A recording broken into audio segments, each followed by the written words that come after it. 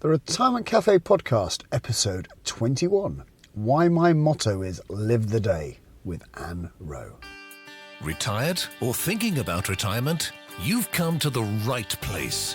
Welcome to the Retirement Café Podcast. In each episode, we bring you an important conversation with insight, tips and knowledge, all designed to help you live a fulfilling and successful life in retirement. Here's your host, Chartered Financial Planner and Accredited Later Life Advisor, Justin King.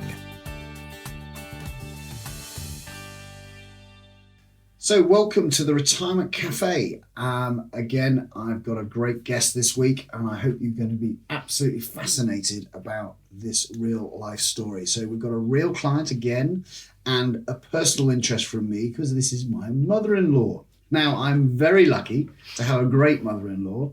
And so my guest this week is Anne, that's Kathy, my wife's mum, and she's going to be chatting about her retirement. Anne's been retired for a little while and from my book is having a pretty successful retirement. So I thought it would be great to find out more about what has made that a successful retirement and also to understand a few about the challenges that she's faced so far in her retirement. So welcome, Anne. Thank you. So, Anne, for our listeners, obviously you've been retired a little while. Can you give me a bit of a clue about, what you did, how old you are, how long you've been retired, that type of thing? Sure. Well, at 21, I got married to somebody I'd known since I was 17. And 6 years later, I had two daughters, one of whom is Kathy. I trained as a teacher and I worked as a teacher. I gave up for 5 years, having had two daughters. And then I went back to work again and I carried on for the next 21 or whatever, fairly successfully. I think I was good at my job. I did a lot of Duke of Edinburgh's Award, which meant I travelled quite a bit, which I love. And I think it was the right job for me, although I think it's got much more stressful now. What did you teach? I taught home economics and textiles. Right. Also quite a lot of PE because that's always been a large part of my life, although I'm not actually a qualified PE teacher. Right. So I was gaily doing that and family growing up, everything was going quite well. My husband was a management consultant and he set up his own business and we were doing quite comfortably. Weren't big spenders, we were savers. Yeah. And then at about age 54, the school I was, no, beg your pardon, I've forgotten. At age 50, Right. I had a bit of a health scare. I found a mole in my foot, which looked a bit strange. Went to the doctors and the end result was I had it dug out and it was deep and it was melanoma. Right. So that does make you stop and think. I was 50, very active, just done the London Marathon, etc. And when the school I was working in amalgamated with another one, I was 54, I had the chance to take retirement. I would never have normally done that. No. But it made me think and my prognosis was not too good. It was likely to spread. And I thought, actually, I think I'll take the money. So that's what I did. Right. Never regretted it for a minute. So I retired at 55 and took a year and went and did the Annapurna circuit and other wonderful things. Right. And then thought, I'm still here and I'm a bit bored. Yeah. So I went back to work at a different school. Right. And Malcolm was still working. He was still working. By then, he was probably still working for a company. He hadn't quite set up his own business. Right. So I decided I'd go back to work, but part-time, which is what I did. Okay. And how old were the girls then at this point? If I was 55 and I had them at like when I was 26, 27, so you can see they were sort of, if you like, off my hands in a way, or they never really are off your hands. Right. But sort of, I'd been to university, left home, etc. So I had the choice in a way to give up. Yeah. I didn't have to keep working full time. I did have a choice. My husband was earning reasonable money. We're probably near towards paying off our mortgage. Yeah. There was a choice I had. Great. So that's what I did. And then I went back part-time at a different school, much easier. Right. Obviously then part-time, how long did you do the part-time for? About 6 years. Yeah. I did things like 2 days a week 1 year and then maybe 1 day a week. And then I went into supply. Right. Where they would ring me up in the morning, can you come in and do? And I'd go, yes, or I'd go, actually, no. Right. So it was a good position to be in. And therefore, I suppose you were technically semi-retired. What were you doing with your free time? Or your much retirement time? more sport, Right. much more physical activities that I didn't have. And also we lived in quite a big house with a large garden, so much more time spent out doing that sort of thing as well. Yeah. Okay. Great. But I carried on doing the Duke of Edinburgh's Award because I met somebody at this new school I'd gone to who was very much into that, and I just hit it off with her straight away. Right. And we started planning big ones to Africa and South America. So I was doing a lot of that as well. Wow. And you were going with the children or on those With the trips? girls, for the girls from the school that I went to, Right. having retired. Great. And how many Duke of Edinburgh trips did you get involved in then? Every other weekend between Easter and October, Wow. locally, or Derbyshire, Lake District, And bronze, that's silver. a voluntary kind of... You don't role, get is it? paid No. anything. No, brilliant. The girls paid a minimal amount. We had a minibus. I drove the minibus as well. Yeah. We camped. If it was throwing it down, we might think, let's go in a B&B. Right. But generally, we roughed it with them. So we went all over, and then I went on 3 big ones, 2 to Africa and 1 to Ecuador. Great. Fantastic. So that, again, I used to go Gave you back a to lot the of school in the purpose. evening, and I'd run clubs like a cooking club and so on for their skills. So I was still very much involved in the world of education. And so what was the point that you stopped? I stopped doing that simply because the schools, of course, had a severe money problem, and they started looking at ways in which they could reduce their costs. Right. And supply teaching was very well paid. I got, I was on the top of my scale when I retired, and I got 1 day's worth of that, and I was very well paid. Right. And they looked at that and thought, we could save money here. So all the supply teachers were told no more, and they employed non-teaching staff at £7 an hour to do the work. So I sort of lost that work. It wasn't a big deal. I was only doing the odd day here and there. Yeah. So then I stopped altogether. Right. So how old were you then? Probably about 60. Yeah, about 60, I should think. Okay. And then was Malcolm still working at that point? He worked... No, in fact, he had his own business for the last few years. And then at 60, we decided that we would downsize. Okay. So you were similar age? We were, 6 months between us. He was 6 months older than me. Right. That's all. And we decided we would downsize because we had rather a big house and rather a lot of land, and it was becoming quite a chore. Yeah. So we thought we would realise that asset and downsize. And that gave him the opportunity to cut back on his work, and me to be fully retired. Right. And I was 60, and so was he. And so, I mean, you must have had some conversations. What did that then look like to you at that moment in time? It's a quite difficult situation, really, because you're in this quite nice large property, but it needed a lot doing to it, and we did not want to spend the money on, doing this. And we had an acre of garden, and we were slaves to the garden. So, in fact, the decision was not as difficult as you might think. Right, but what are you? Once you'd done the downsize, what was the? You kind of got this newfound freedom, both of you. What were your thoughts at that point? Well, we moved. It took us a long time to move because we sold and then it fell through. So it was another year, and we sold the land separately from the house. So that was all more complicated. Right. And when we did eventually go, we were both about 60, and we moved into a sort of a much smaller place in a village. They did nothing to it at all, which was brilliant because my husband was not a do-it-yourselfer. It took away the worry of things that needed doing that cost money. And we moved, and it was brilliant. We went to New Zealand for 3 weeks to celebrate. It was fantastic. He stopped work. And how was that? How was that when he suddenly stopped work? Because obviously he's at home all the time, so that changes your relationship, doesn't it? I think that when men stop work, it's often very difficult. Right. He was very much into sport, and was still into sport, but was unable to play sport. He was a rugby man, wasn't he? He was a rugby man. He played till he was 47, but he couldn't play anymore. He played a bit of golf when we moved. He still had a great interest in sport, and he still ran and went to the gym and did things like this. So he was still into lots of sport, but he wasn't working. In many ways, I think it was quite a relief for him when he did stop work, because having your own business, you were always trying to find the work, and then it meant travelling away, and he did not like being away from home or travelling. So taking that worry away, I think, was quite a relief to him, because we had money in the bank now, having sold the property. And that worry of trying to get work that he could do, that he wanted to do, was gone. So it was a big relief, I think, for him as well. Sure. Okay. And so, obviously, once the money's in the bank and you're suddenly retired, did that cause complications? Was it plain sailing from there? Tell me about that part of retirement. Those early years. I suppose because we've always been savers and we've never been big spenders, having money in the bank didn't really hit home as a sort of, let's go spend it. Nothing like that at all. We did go to New Zealand. That was incredible. We did upgrade on the plane. That was amazing. Yeah. We bought new furniture for the house, and that was fantastic. It was brilliant. It was a great place to move to.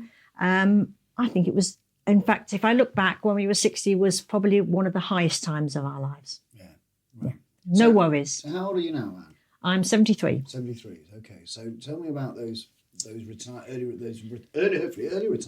Tell me what happened. I think age 60 was probably about one of the best. Yeah.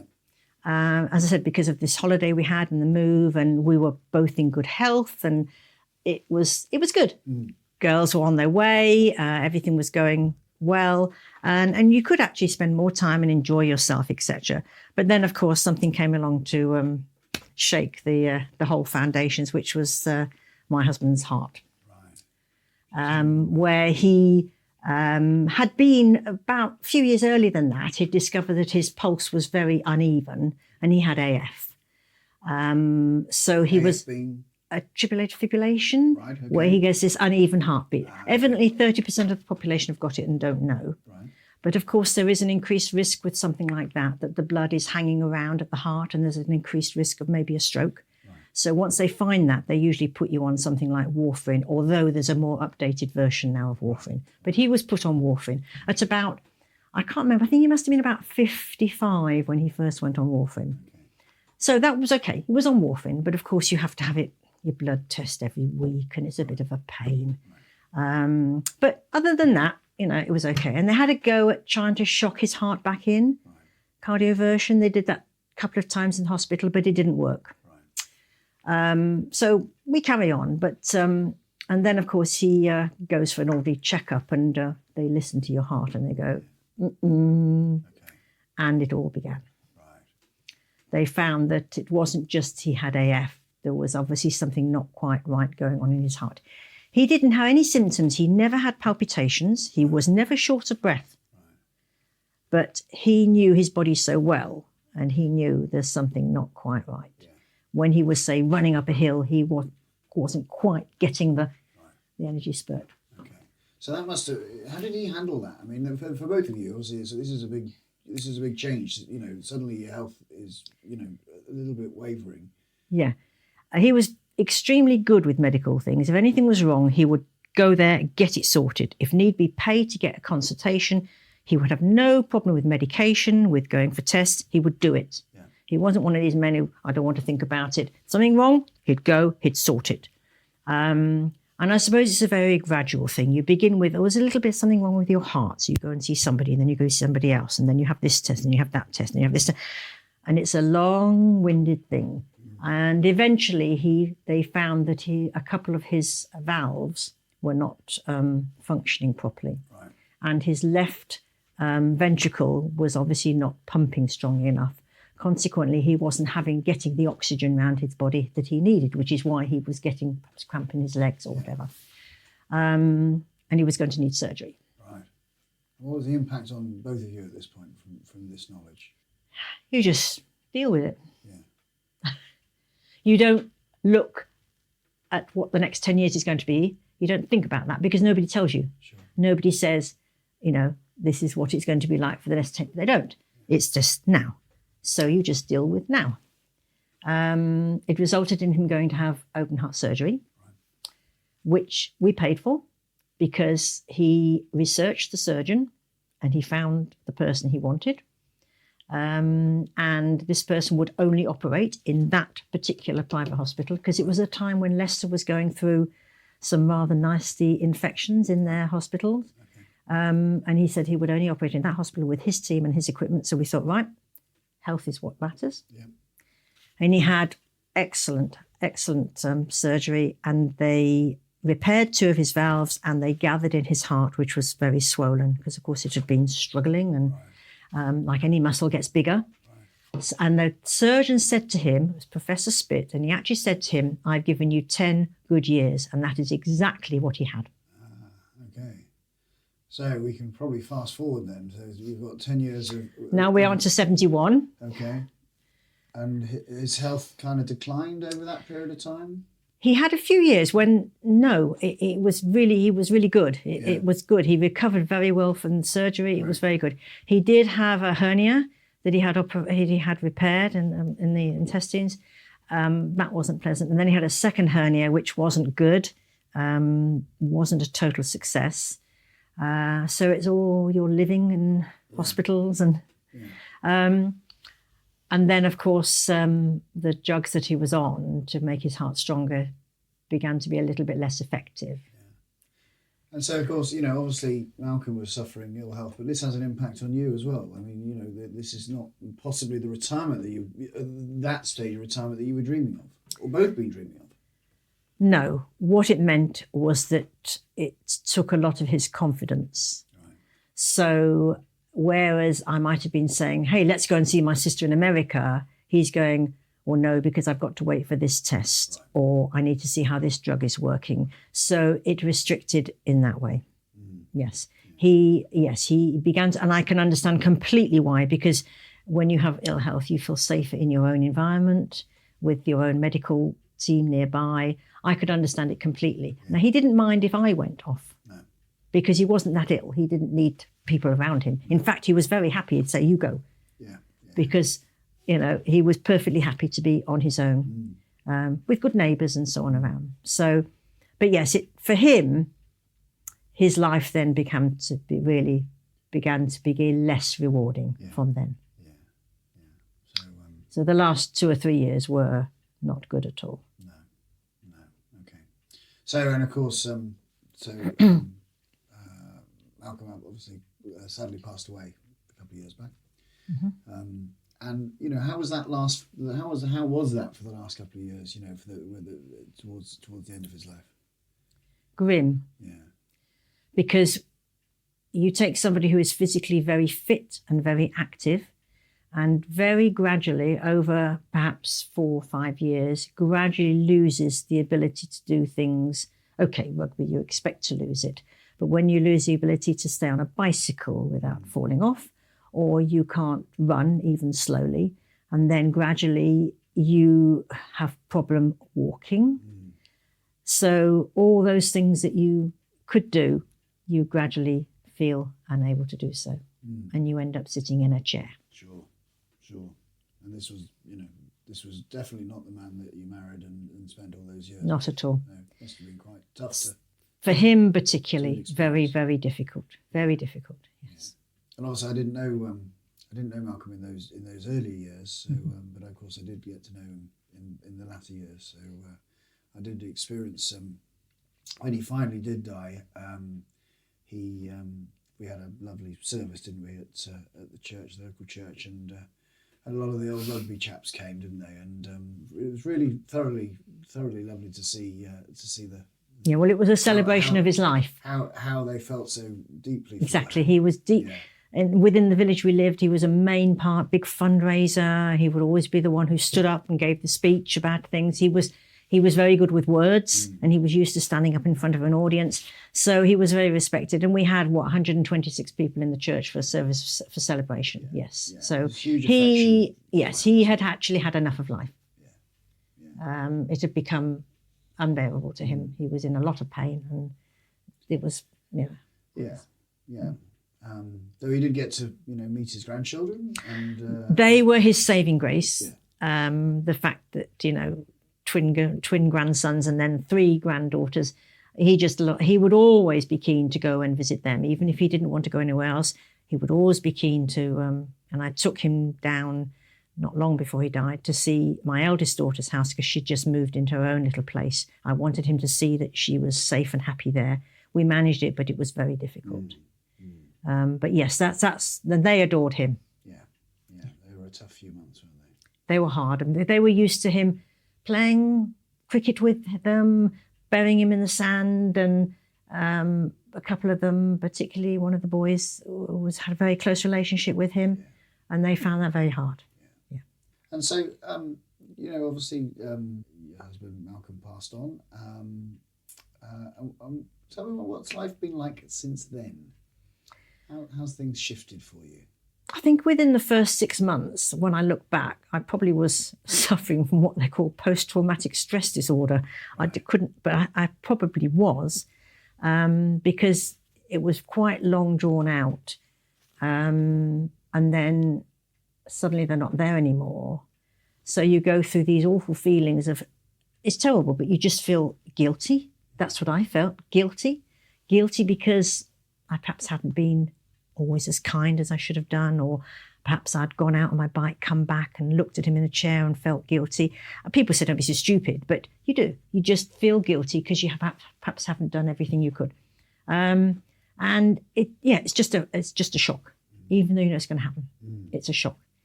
And I realised that's probably, I was in a state of shock. I think it took me 6 months before I felt more comfortable, and a year before I felt completely confident and back to normal. It took that long, even though I know it's going to happen. Sure, absolutely. And what does the future hold for you in retirement? How do you view retirement now?